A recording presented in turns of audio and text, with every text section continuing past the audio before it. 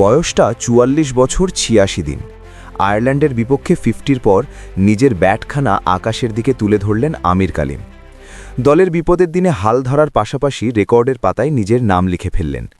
টি-20 বিশ্বকাপের ইতিহাসে সবচেয়ে বেশি বয়সী ক্রিকেটার হিসেবে 50-র মালিক এখন তিনি।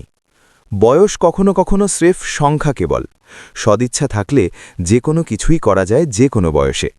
আমির কালিম সেই দৃষ্টান্ত তুলে ধরলেন সিংহালিজ স্পোর্টস ক্লাব স্টেডিয়ামে দাঁড়িয়ে। আয়ারল্যান্ডের দেওয়া ২৩৬ রানের পাহাড় টপকাতে নেমে ব্যাট হাতে এক অসম লড়াই চালাতে থাকলেন।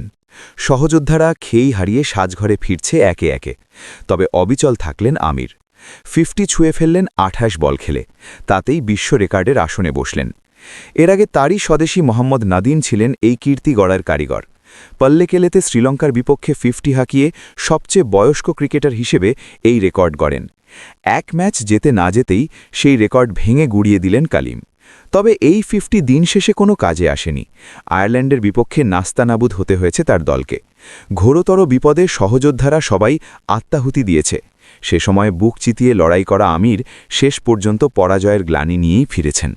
তবে যে কীর্তি গড়লেন তা ওই কথাটাই বারবার মনে করিয়ে দেয়, বয়স তো সংখ্যা মাত্র।